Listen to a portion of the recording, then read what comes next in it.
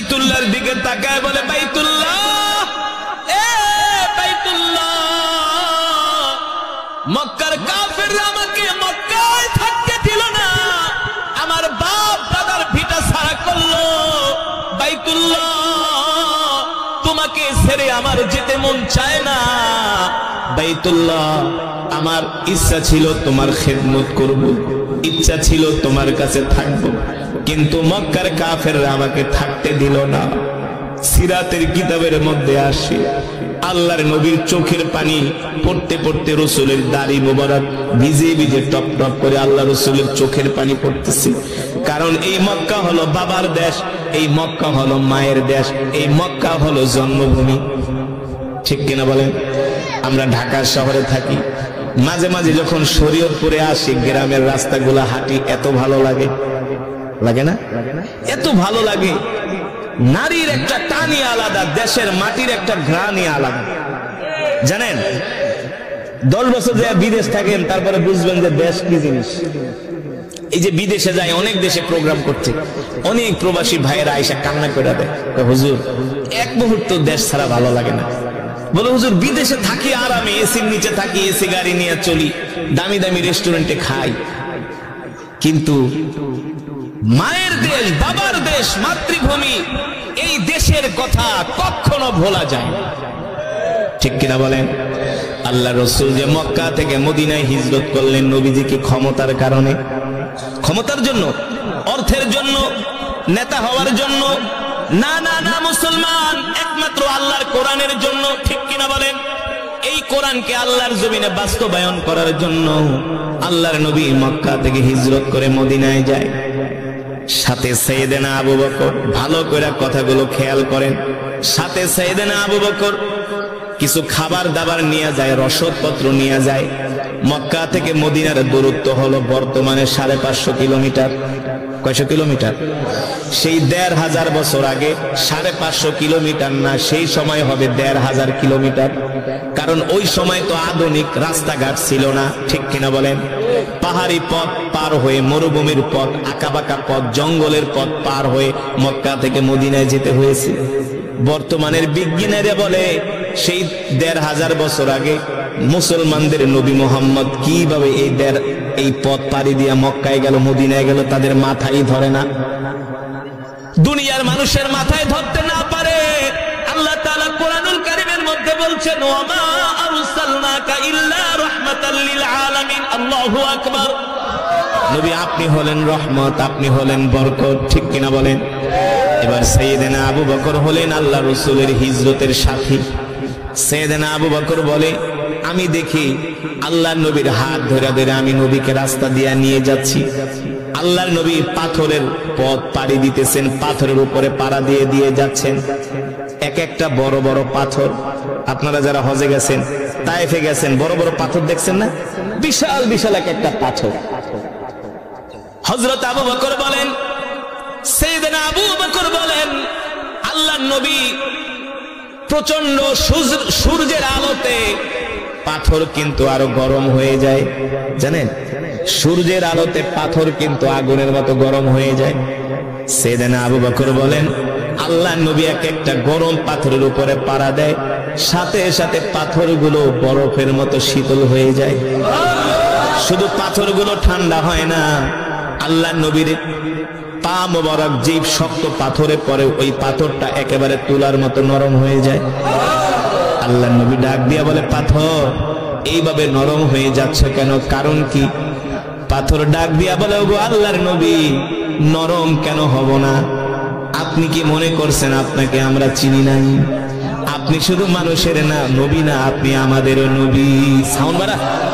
আপনি শুধু আমাদের নবী না, আপনি শুধু মানুষের নবী না, আপনি আমাদের নবী। আমরা কিন্তু আপনাকে চিনতে ভুল করি নাই। আল্লাহু আকবার। সাইয়েদনা আবু বকর বলে, আল্লাহর নবী পাথরের উপরে পাড়া দিলে পাথরগুলো তুলার মতো নরম হয়ে যায়। শুধু পাথরই তুলার মতো নরম হয় না, রাস্তার গাছগুলো দেখে আল্লাহর নবীকে সালাম দেয়, আসসালামু আলাইকা ইয়া রাসূলুল্লাহ।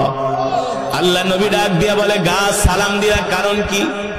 গাছগুলো বলে, কেন সালাম দিব না? আপনি নবী। আল্লাহু আকবার। সাইয়েদনা আবু বকর বলেন আল্লাহর নবীকে গাছ সালাম দেয়, পাথরগুলো সালাম দেয়, আকাশের মেঘমালা আল্লাহর নবীর মাথার উপরে ছায়া দেয়।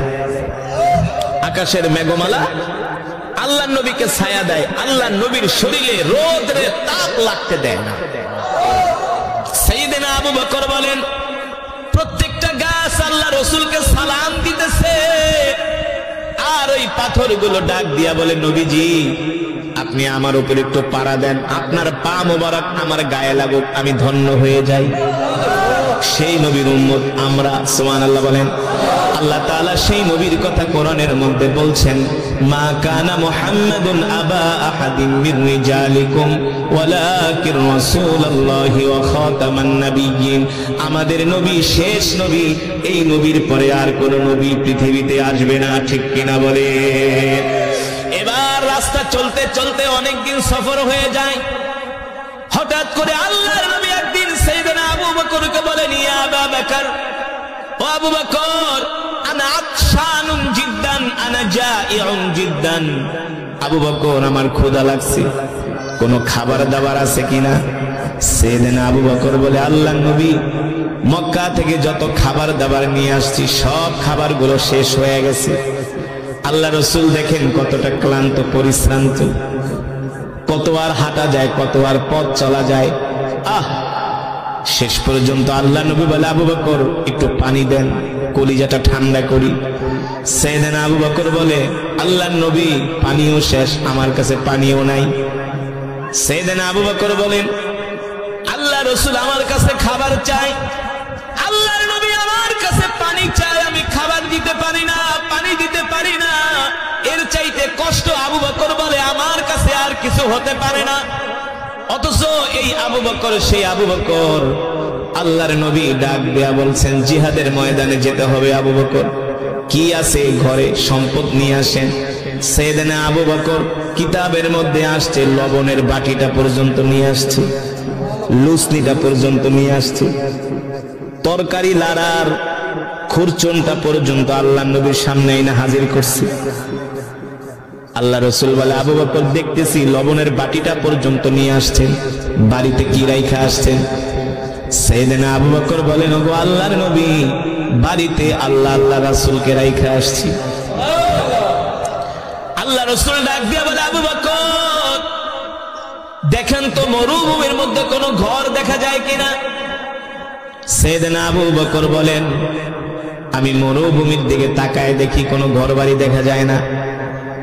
অথচ আল্লাহ নবী বলে, আবু বকর যদি কোনো ঘর বাড়ি পাওয়া যায় আমরা ওই বাড়িতে যাইয়া আশ্রয় নিব, তাদের বাড়িতে কিছুক্ষণ বিশ্রাম করব, মেহমানদারি গ্রহণ করব, ওদের কাছ থেকে আমরা পানি ঠানি চাইবো, যদি দেয় তাহলে আমরা পান করব, খাবো, একটু রেস্ট করে আরাম করে আবার আমরা আমাদের যাত্রা শুরু করব। সাইয়েদনা আবু বকর বলে, আমি তাকায় দেখি মরুভূমির মধ্যে কোনো ঘর বাড়ি দেখা যায় না। আমি হতাশ হয়ে গেলাম, পেরেশান হয়ে গেলাম। সাইয়েদনা আবু বকর বলেন, আমি 10 কদম দিতে না দিতে দেখি আমার চোখের সামনে মরুভূমির মধ্যে একটা ঘর চোখের সামনে ভেসে উঠেছে। সাইয়েদনা আবু বকর বলেন, আল্লাহ রাসূলের বরকতি জবান মোবারক দিয়া শুধু ঘরের নাম উচ্চারণ হয়েছে, আমি মরুভূমির মধ্যে ঘর দেখতে পাচ্ছি। আল্লাহু আকবার। সাইয়েদনা আবু বকর বলে, আল্লাহ রাসূলের জবান মোবারক দিয়া যেই কথা বের হয় ওই দোয়া কখনো কবুল হইতে দেরি হয় না, ঠিক কিনা বলে? সাইয়েদনা আবু বকর বলে, আমি তাকায়া দেখি মরুভূমির মধ্যে একটা ঘর দেখা যায়। আমি এতটা খুশি হয়ে গেলাম, এতটা খুশি হয়ে গেলাম, আল্লাহ রাসূলকে ডাক দিয়া বললাম, উনজুর ইলাল আমাম, ওগো নবী আপনি সামনে তাকায় দেখেন ওই যে একটা ঘর দেখা যায়। এত লাড়ালাড়ি করো, সাউন্ড আরো বাড়াও, একভাবে অ্যাডজাস্ট করে রাখো। সাইয়েদনা আবু বকর বলেন, আমি মরুভূমির মধ্যে হাঁটতে হাঁটতে ঘর পাওয়ার পর আমি এতটা আনন্দ পেলাম, খুশি হয়ে গেলাম। আল্লাহ নবীকে বললাম, নবীজি চলেন ওই বাড়িতে আমরা যাব।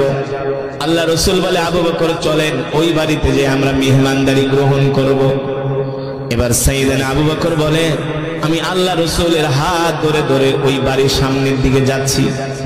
যখন বাড়ির সামনে পৌঁছালাম দেখি ছোট্ট একটা ঘর, ভিতর থেকে ঘরের দরজা লাগানো, ভিতর থেকে ঘরের দরজা লাগানো। আল্লাহ রসুল বললেন, আবু বকর যান যান ঘরের দরজায় নক করেন। আমি যে ঘরের দরজা নক করলাম, ইফতাহিল বাব, দরজা খোলো, কে আছো? সাইয়েদনা আবু বকর বলেন, একবার দুইবার তিনবার বলার পরে কোনো আওয়াজ আসে না। চতুর্থবার বলে, মিন আইনা জিনা, তোমরা কোত্থেকে আসছো? মিন আইনা জিতা, কোত্থেকে আসছো? সাইয়েদনা আবু বকর বলে, জিনা মিনাল মক্কা ইলাল মদিনা, আমরা দুইজন মানুষ মক্কা থেকে আসছি, আমরা মদিনায় যাব। সুবহানাল্লাহ বলেন। তো মক্কা থেকে আসছো, মদিনায় যাবা, ভালো কথা, আমার বাড়িতে কেন আসছো?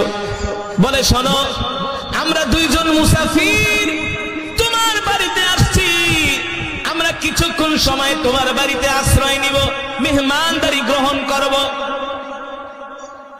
এই কথা শোনার পরে ওই ঘর থেকে আওয়াজ আসে, পথিক, হয়তোবা তোমরা আমাকে চেনো না, আমাদের পরিচয় জানো না, আমরা গরিব মানুষ, আমার স্বামীর নাম হলো আবু মাবাদ, আমার নাম হলো উম্মে মাবাদ, আমার স্বামী বকরি চড়ায়, আমরা এতটাই গরিব, তোমরা আমার বাড়িতে আসছো, ভালো কথা, কি কারণে আসছো? সাইয়েদনা আবু বকর বলে, আমরা দুইজন ক্ষুধার্ত, পারলে কিছু খাবার দাবার থাকলে দাও, মেহমানদারি করো।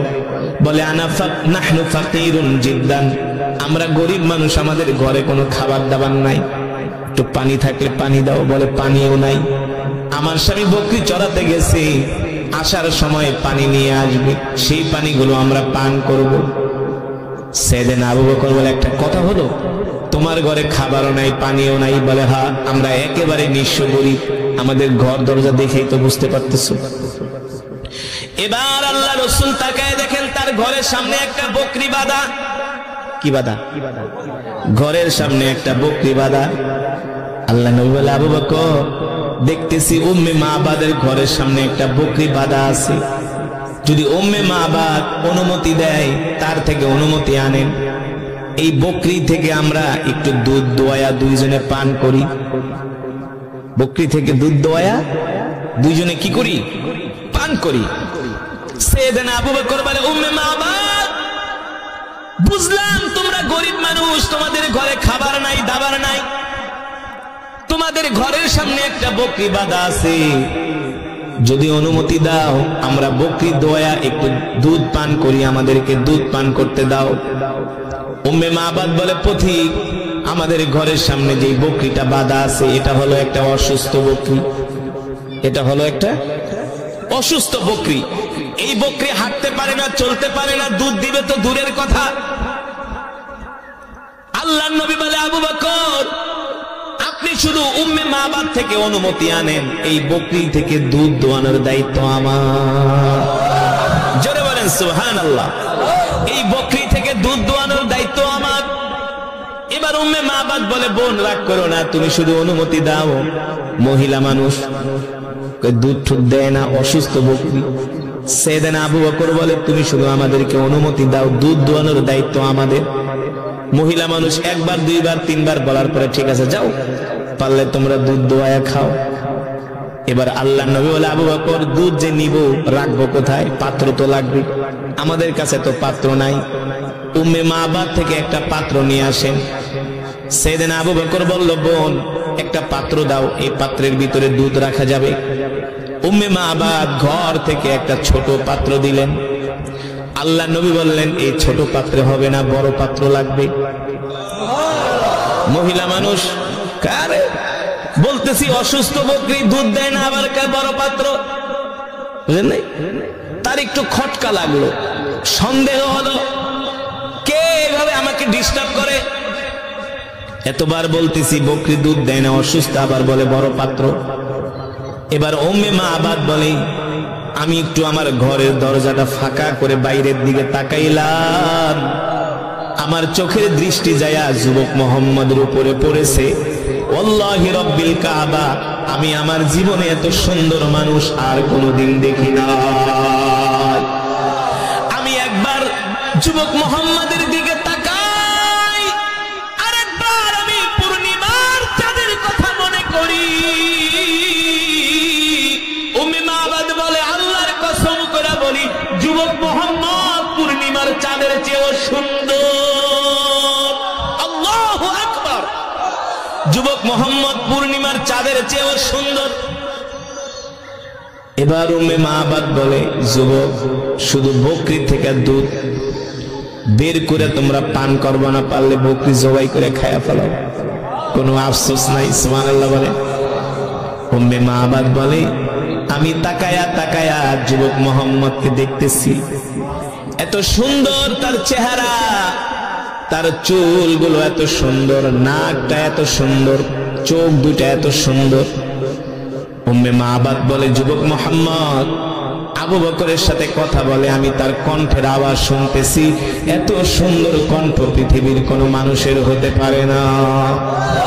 আমি যুবক মোহাম্মদের দিকে তাকায়া তাকায়া থাকি আর ভাবি, যত দেখি ততই তাকে আপন মনে হয়। আল্লাহু আকবার। আর যুবক মোহাম্মদ আমার বাড়িতে ঢোকার সাথে সাথে আমার বাড়িটা জান্নাতের ঘ্রাণে ভরে গেছে। মনে হয় আমার বাড়ি থেকে জান্নাতের খুশবুর ঘেরান বের হচ্ছে। এবার উম্মে মাবাদ বলে, যাও তোমরা পারলে দুধ খাও, বকরি থেকে দোয়ায় আমার কোনো আফসোস নাই। কিন্তু বকরি তো অসুস্থ বকরি, বুঝেন নাই? আল্লাহ নবী বকরির সামনে হাইটা হাইটা যেতে যেতে বকরির সাথে সাথে আল্লাহ রসুলের বরকতে সুস্থ হয়ে গেছে। আর জোরে বলেন সুবহানাল্লাহ। আল্লাহ নবী ডাক দিয়া বললেন, বকরি কি ব্যাপার? এবার বকরি দাঁড়ায়া আল্লাহ রসুলকে সালাম দেয়, আসসালামু আলাইকা ইয়া রাসূলুল্লাহ। আল্লাহ নবী বলে, বকরি সালাম দিলা? বলে, কেন সালাম দিব না? আপনি কি মনে করছেন আপনাকে আমি চিনি নাই? আপনি শুধু মানুষের নবী না, আপনি আমার নবী। আল্লাহ নবী ডাক দিয়া বলে, আমি যে তোমার নবী তুমি কিভাবে বুঝলা? আপনাকে দেখে আমি চিনে ফেলেছি, আর আপনাকে দেখার সাথে সাথে আমি অসুস্থ ছিলাম, সুস্থ হয়ে গেছি। সুবহানাল্লাহ বলবেন না? বকরি বলে, আমি ছিলাম অসুস্থ, হাঁটতে পারতাম না, চলতে পারতাম না, আপনার বরকতি দৃষ্টি আমার উপর পড়ার সাথে সাথে আমি সুস্থ হয়ে গেছি। মুসলমান, এই নবী তো সেই নবী, রাহমাতুল লিল আলামিন। সাহাবায়ে কেরাম বদরের প্রান্তরে গেছে যুদ্ধ করার জন্য। যুদ্ধ করতে হলে তো পানি প্রয়োজন, বুঝেন নাই? প্রথম যে কূপটা সেটা কাফেররা দখল করে নিয়ে গেছে, মিষ্টি পানির কূপ। কিন্তু মুসলমানরা যেখানে তাবু গেড়েছে সেখানে একটা পানির কূপ আছে, ওই কূপের পানি হলো লবণাক্ত, তিতা, লবণাক্ত। সাহাবায়ে কেরাম এসে বললেন, নবীজি আমার একটা পানির কূপ পেয়েছি, কিন্তু পানি হলো তিতা, এই পানি মুখে দেওয়া যায় না। আল্লাহ নবী বললেন, আমাকে তোমরা নিয়ে চলো। আল্লাহ রসুলকে নিয়ে যাওয়া হলো। নবীজি মুখ থেকে একটু থুতু বের করে, লালা বের করে কূপের মধ্যে ফেললেন, সাথে সাথে লবণাক্ত পানি মিষ্টি হয়ে গিয়েছে। সেই কূপটা আজও পর্যন্ত বদরের প্রান্তরে আছে, আজও পর্যন্ত আছে। সেই কূপ কিয়ামত পর্যন্ত থাকবে। সুবহানাল্লাহ বলেন। আমাদের নবী হলো রহমতের নবী, বরকতের নবী। শুধু এখানেই শেষ না রে মুসলমান। আল্লাহ নবীর বয়স যখন 12 বছর, কত বছর?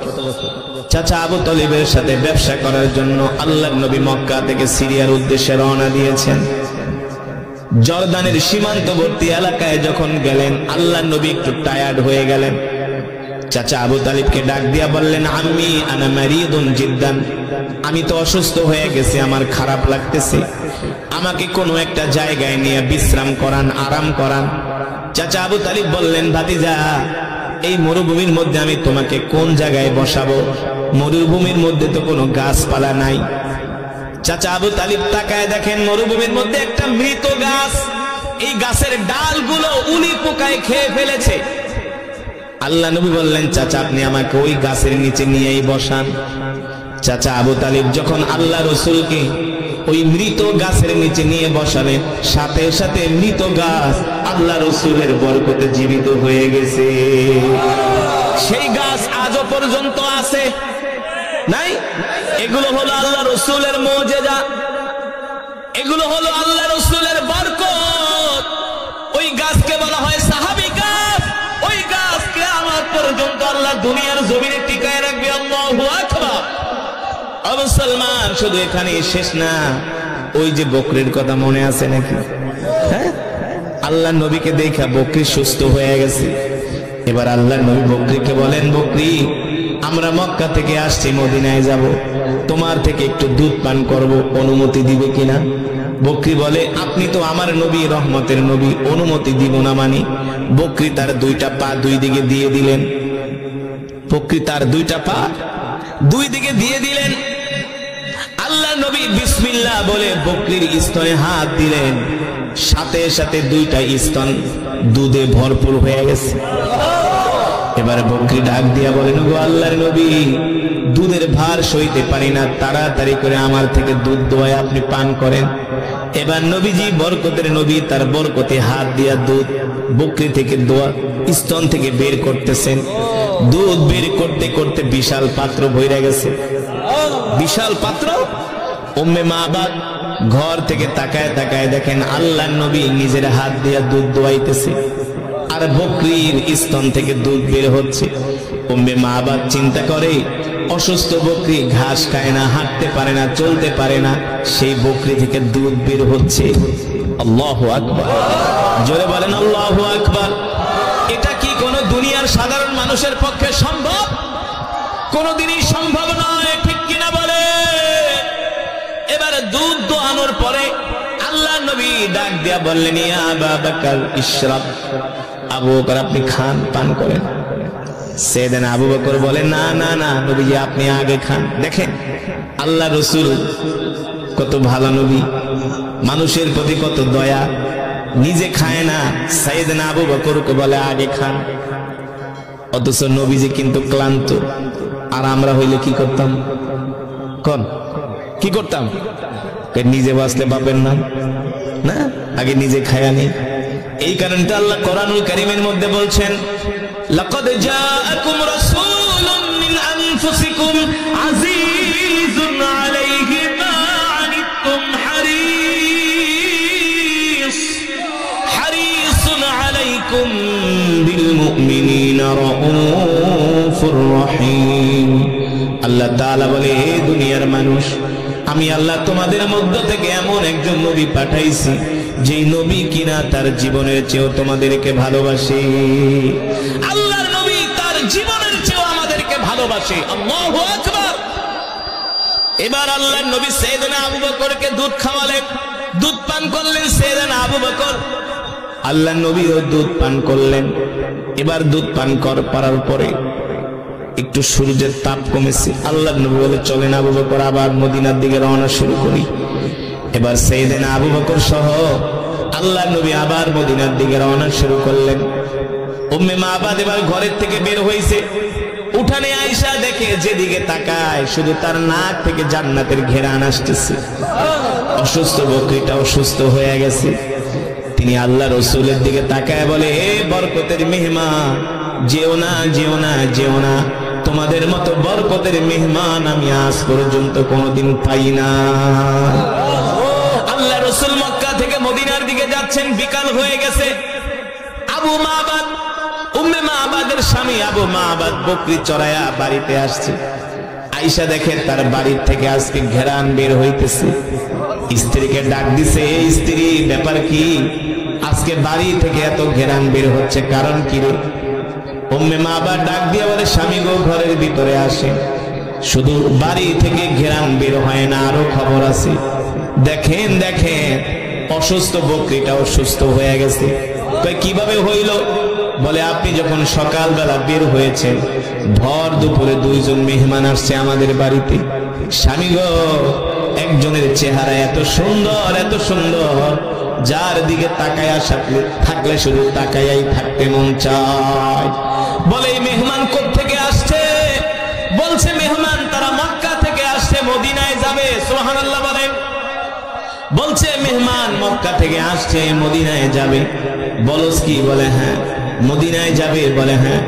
নবী গো, স্বামী গো শোনেন, এই মেহমানকে দেখা, ওই নবীকে দেখা আমাদের অসুস্থ বকরী সুস্থ হয়ে গেছে। সাইয়েদনা আবু বকর সাথে ছিলেন বলে তার সাথে একজন সঙ্গীও ছিল। তাদের ব্যবহার এত সুন্দর, তাদের আচরণ এত সুন্দর, তাদের ব্যবহার দেখলে যে কোনো মানুষ মুগ্ধ হয়ে যাবে। মানুষের ব্যবহার, সাধারণ মানুষের ব্যবহার এত সুন্দর হতে পারে না। উম্মে মাবাদের স্বামী আবু মাবাদ বলে, স্ত্রী রে, আমি বুঝতে পেরেছি আমার বাড়িতে আজকে কে আসছে। আমার বাড়িতে দুনিয়ার কোন সাধারণ মানুষ আসে নাই, আমার বাড়িতে আখেরি নবী এসেছে। আল্লাহু আকবার, আখেরি নবী আসছে। স্ত্রী তাড়াতাড়ি চল, ঘটি বাটি যা আছে গাছটি বস্তা সব লইয়া চল, মদিনায় যাই। ওই নবীর কথা আমি আমার ধর্মীয় কিতাবের মধ্যে পড়ছি, শেষ জামানায় একজন নবীর আগমন হবে, তিনি মক্কা থেকে হিজরত করে এই পথে মদিনায় যাবে। আমি ওই নবীকে পাওয়ার জন্যই এই মরুভূমির মধ্যে ঘর বানাইছি, কিন্তু নবীকে দেখতে পারি নাই, তিনি মদিনায় চলে গেছে। আমি বকরি চড়াতে গিয়েছিলাম, শোন স্ত্রী, আর দেরি করব না, চলো আমরা মদিনায় যায়া সেই নবীর হাতে হাত রেখে কালেমা পড়ে মুসলমান হয়ে যাব। আল্লাহু আকবার, জোরে বলেন আল্লাহু আকবার। মুসলমান, সেই আখিরি নবীর উম্মত আমরা, যে নবীর হাতে থাকবে জান্নাতের চাবি, ঠিক কিনা বলে? যেই নবীর আগে কেউ জান্নাতে যেতে পারবে না। হাসরের ময়দানে সেই নবী রাহমাতুল লিল আলামিন যদি কোনো মানুষের জন্য সুপারিশ না করে, সেও জান্নাতে যেতে পারবে না। আমরা সেই রাসূলের উম্মত, খুশি নাকি বেজার? আসুন, আজ থেকে এই রজব মাস, এই মাসে আল্লাহর রাসূল মিরাজ করেছিলেন, আল্লাহর বাড়িতে গিয়েছিলেন আরশে আজিমে।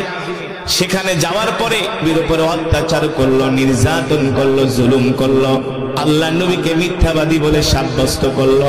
অথচ আল্লাহ তাআলা কোরআনুল কারীমের মধ্যে বলছেন, ওয়ামা আরসালনাকা ইল্লা রাহমাতাল লিল আলামিন। সুবহানাল্লাহ বলেন। মক্কার কাফেররা আমার নবীকে বলে মিথ্যাবাদী, আর আল্লাহ রাব্বুল আলামিন বলেন, নবী আপনি হলেন রহমত। সুবহানাল্লাহ বলেন। ও মুসলমান, আজকে তো আমরা কোরআনের মাহফিলে আসছি, আমাদেরকে কেউ বাধা দেয় নাই, দিছে? কিন্তু এমন একটা সময় ছিল, সেই 1450 বছর আগে, এই কোরআনের কথা বলার কারণে আল্লাহর নবীর উপরে মক্কার কাফেররা অকাথ্য নির্যাতন করেছে, ঠিক না? আমরা মুসলমানরা এখন সময় পাইলেও মসজিদে যায় নামাজ পড়ি না, কোরআনের মজমায় আসি না, আছে কি আছে না? আজকে মুসলমানের কাছে নামাজ ভালো লাগে না, দিন ধর্ম ভালো লাগে না, কোরআনের মাহফিল ভালো লাগে না। আজকে মুসলমানদের কাছে ভালো লাগে নাটক, সিনেমা, ঠিক কিনা বলেন? অথচ আল্লাহর নবী এই কোরআনের জন্য উহুদের ময়দানে দান মোবারক শহীদ করেছেন, তায়েফের ময়দানে রক্ত দিয়েছেন। শুধু তায়েফের ময়দানে রক্ত দেয় নাই রে মুসলমান, এই কোরআনের জন্য আল্লাহর নবীকে নিজের মাতৃভূমি ছাড়তে হয়েছে, ঠিক কিনা বলে? হাসরের ময়দানে আল্লাহর নবী বলবেন, উম্মতরা আসো, আমি তোমাদেরকে নিয়ে জান্নাতে প্রবেশ করব। তখন অনেক মুসলমান আইসা আল্লাহ রাসূলের সামনে দাঁড়াবে, আল্লাহর নবীকে বলবে, নবী গো, আমরা তো আপনার উম্মত, আপনি আমাদের জন্য আল্লাহ তাআলার কাছে সুপারিশ করেন।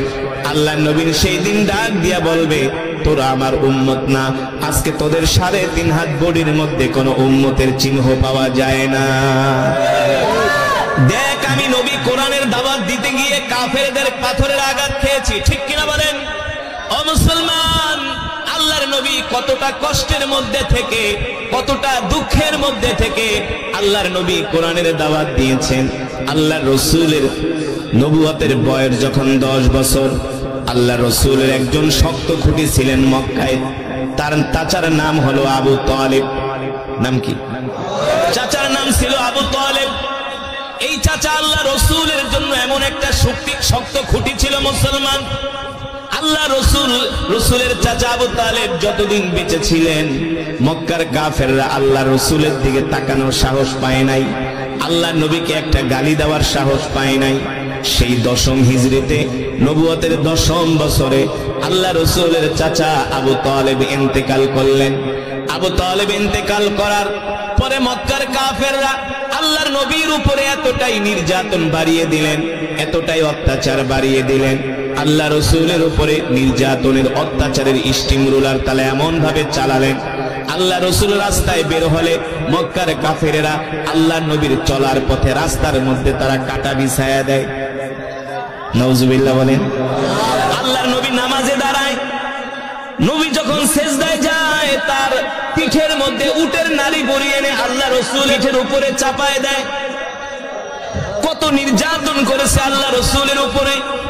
ঠিক চাচা আবু তালিবের ইন্তেকালের মৃত্যুর ঠিক চাচা আবু তালেবের মৃত্যুর 5 মাসের মাথায় রসুলের প্রিয়তমা স্ত্রী আম্মাজান খাদিজার ইন্তেকাল হয়ে যায়। এখন মক্কার জমিনে চাচা আবু তালিবও নাই, আল্লাহ রসুলের স্ত্রী আমাদের আম্মাজান খাদিজাও নাই। নবীজি মক্কার জমিনে আরো অসহায় হয়ে পড়েন, মক্কার জমিনে আরো একা হয়ে পড়েন। এবার আল্লাহ নবী বলেন, দেখি মক্কার মানুষরা কালেমার দাওয়াত গ্রহণ করে না, কোরআনের দাওয়াত গ্রহণ করে না। শেষ পর্যন্ত আল্লাহ রসুল মক্কা থেকে তায়েফে যান কোরআনের দাওয়াত দেওয়ার জন্য। কোথায় যান? আল্লাহ নবী 15 মাস তায়েফের ময়দানে ছিলেন। 15 মাসে একটা কাফেরও কালেমা পড়ে মুসলমান হয় নাই। আল্লাহ নবীর হৃদয় ভেঙে যায়, আল্লাহ রসুলের হৃদয়টা ভেঙে খান খান হয়ে যায়। আল্লাহ নবীর কালেমার দাওয়াত তো তায়েফের কাফেরেরা গ্রহণ করলই না। শেষ পর্যন্ত আল্লাহ নবীকে তারা পাগল বলে বলে আল্লাহ নবীর উপরে পাথর নিক্ষেপ করতে শুরু করলো। সিরাতের কিতাবের মধ্যে আসছে এমন ভাবে আল্লাহ নবীকে পাথর মারল, নবীজির শরীর মোবারক রক্তাক্ত করে দিল। 1 কিলোমিটার, 2 কিলোমিটার, 3 কিলোমিটার রাস্তা না, আল্লাহ নবীকে মক্কার কাফেররা 5 কিলোমিটার রাস্তা দৌড়াইছে আর নবীর উপরে পাথর মেরেছে। এক একটা পাথরের আঘাতে আল্লাহর নবীর শরীর ক্ষত বিক্ষত হয়েছে। আল্লাহ রসুলের শরীর মুবারক থেকে রক্ত ঝরেছে। একটা কাফের এসে আল্লাহ নবীর পায়ের উপরে একটা পাথর মারল। এই পাথরের আঘাতে আল্লাহ রসুল আর দাঁড়ায় থাকতে পারলেন না। তায়েফের ময়দানে আল্লাহ নবী পড়ে গেলেন। যায়েদ ইবনে হারেসা এসে আল্লাহ রসুলের হাত ধরলেন। আল্লাহ নবী বলে, যায়েদ আমার হাত দুইটা ধরো, আমি আর হাঁটতে পারি না। এবার যেই নবীকে সৃষ্টি না করলে আল্লাহ তাআলা তামাম পৃথিবী কিছুই সৃষ্টি করতেন না, তামাম পৃথিবীর কোনো কিছুই সৃষ্টি করতেন না। যেই নবীকে আল্লাহ তাআলা পৃথিবীর সর্বপ্রথম সৃষ্টি করেছেন, আল্লাহু আকবার, জোরে বলেন আল্লাহু আকবার। এবার সেই কলিজার টুকরা নবী উহুদের ময়দানে, তায়েফের ময়দানে আল্লাহর নবী এবার খোঁড়ায় খোঁড়ায় হাঁটতেছে, খুঁড়িয়ে খুঁড়িয়ে হাঁটতেছে। আল্লাহ রসুলের এই দৃশ্য দেখে আল্লাহ তাআলা সহ্য করতে পারলেন না। জিব্রাইলকে পাঠিয়ে দিলেন, ও জিব্রাইল যাও যাও যাও, আমার নবীকে পাথর মেরে রক্তাক্ত করেছে তায়েফের কাফেরেরা, আমি আল্লাহ সইতে পারি না। এবার আল্লাহ নবী হযরত যায়েদ ইবনে হারেসার হাত ধরে এসে একটা আঙ্গুরের বাগানের সামনে বসলেন। ওই বাগানের মালিকের নাম ছিল উতবা। আল্লাহ রসুলের এই অবস্থা দেখে, উতবার বাড়িও মক্কা, আল্লাহর নবীর বাড়িও মক্কা, উতবার আঙ্গুরের বাগান ছিল তায়েফের ময়দানে। আল্লাহর নবীর হাত ধরে যখন তায়েফের ময়দানে উতবার আঙ্গুরের বাগানের পাশে যায় আল্লাহ রসুল বসলেন। আল্লাহ নবীকে দেখে উতবা চিনে গেছে যে মুহাম্মদ তো মক্কা থেকে তায়েফে আসছে। হায় রে, এত ভালো মানুষ মুহাম্মদের মতো, এই মানুষটাকে তায়েফের কাফেররা এইভাবে পাথর মারলো। আমরা তো কোনোদিন মুহাম্মদের গায়ে পাথর মারি নাই। এত ভালো একটা মানুষ, যেই মানুষ কোনোদিন মিথ্যা কথা বলে না, মানুষের ক্ষতি করে না। উতবার আত্মীয় ছিলেন আল্লাহর নবী। এবার আত্মীয়তার সম্পর্কের একটা দোল খেতে শুরু করলো, মায়া লাগতে শুরু করলো। উতবা তার গোলাম মালিকে ডাক দিল, মালিক এদিকে আয়, এক পেয়ালা আঙ্গুর নিয়া। ওই যে যুবক রক্তাক্ত অবস্থায় বসে আছে, এই যুবকের কাছে এক পেয়ালা আঙ্গুর নিয়ে যা। এবার উতবার গোলাম মালিক এক পেয়ালা আঙ্গুর নিয়ে আল্লাহর নবীর কাছে আসলেন। আল্লাহ রসুলের হাতে দেওয়ার পরে এখান থেকে কয়েকটা আঙ্গুর আল্লাহর নবী বিসমিল্লাহ বলে হাতে নিয়ে মুখে দিলেন। উতবার গোলাম মালিক বলল, মিন আইনা জিতা, আপনি কোত্থেকে আসছেন? বলে, জিতু মিনাল মক্কা, আমি মক্কা থেকে আসছি। কেন আপনি মক্কা থেকে আসছেন? বলে, আমি তায়েফে আসছি মানুষদেরকে কালেমার দাওয়াত দেওয়ার জন্য। উতবার গোলাম মালিক বলল, আপনি কি জন্য বললেন? কি জন্য বলে আপনি আঙ্গুর মুখে দিলেন? আল্লাহর নবী বলে, আমি আমার রবের নাম জবানে নিয়ে, আমি আল্লাহর বরকতের জন্য আল্লাহ আমাকে খাবার খাওয়াচ্ছেন, এই জন্য তার প্রশংসা করতেছি। তিনি যাতে আমার খাবারের মধ্যে বরকত দেন। আপনি কোন রবের প্রশংসা করতেছেন, কার থেকে বরকত চাচ্ছেন? আল্লাহর নবী বলেন, যে রব আমাকে দুনিয়াতে নবী করে পাঠিয়েছেন। আল্লাহু আকবার। আল্লাহর নবী জিজ্ঞেস করেন, তোমার বাড়ি কই? বলে, আমার বাড়ি হলো নিনাওয়া শহরে।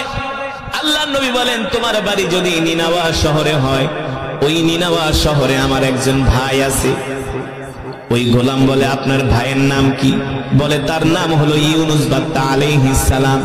বলে, আপনি ইউনুসকে কিভাবে চিনেন? সে তো নবী। আল্লাহ নবী বলেন, ইউনুসও নবী, আমিও নবী।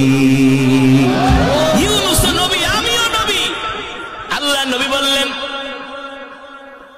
ইউনুস পয়গম্বর হলো আল্লাহর নবী, আর আমি হলাম আখিরি পয়গম্বর। সুবহানাল্লাহ বলেন। উতবার গোলাম মালি এই কথা শোনার পরে আল্লাহ রাসূলের হাতের মধ্যে একটা চুমা দিলেন। হাতের মধ্যে চুমা দিয়া বলে, তাহলে আপনি কি হলেন সেই আখিরি নবী, যেই নবীর কথা আমরা আমাদের ধর্মীয় কিতাব তাওরাতের মধ্যে পড়েছি? আপনি কি শেষ নবী? বলে, হ্যাঁ, আমি শেষ নবী, আমার পরে আর কোন নবী আসবে না। আমি কালেমার দাওয়াত দেওয়ার জন্য মক্কা থেকে তায়েফে আসছি। উতবার গোলাম মালি বলল, আমি আপনাকে চিনতে পেরেছি, আপনি দুনিয়ার কোন সাধারণ মানুষ না, আপনি হলেন আল্লাহর পয়গম্বর। আমি তো আপনাকে পাওয়ার জন্য এই বাগানে গোলামি করতেছি। আল্লাহু আকবার। উতবার গোলাম মালি বলে, আপনি আর দেরি করবেন না, আমাকে কালেমা পড়ায় মুসলমান বানায় দেন। এবার উতবার গোলাম মালি আল্লাহ রাসূলের হাতে হাত রেখে কালেমা পড়ে মুসলমান হয়ে গেলেন। দূর থেকে উতবা দেখতেছে যে তার গোলাম আল্লাহ রাসূলের সাথে কথা বলতেছে। উতবা ডাক দিছে, তাআলাউ ইয়া শাবাব, এই যুবক এদিকে আয়। ওই লোকের সাথে কি কথা বলস? বলে, এই লোকের সাথে কথা বললে আপনার সমস্যা কি? বলে, বেটা চিনস? এই লোককে আমি চিনি, ওই হলো আমাদের ভাতিজা, ওর নাম হলো মুহাম্মদ, মক্কা থেকে আসছে। হুয়া মাজনুন, সে হলো একটা পাগল। বলে, নাউজুবিল্লাহ। সে হলো একটা মিথ্যাবাদী। বলেন নাউজুবিল্লাহ। উতবার গোলাম মালি বলে, মুনির শোনেন, আপনি যে লোককে পাগল বলতেছেন আসলে সে পাগল না, তাকে যারা পাগল বলে তারাই হলো পাগল।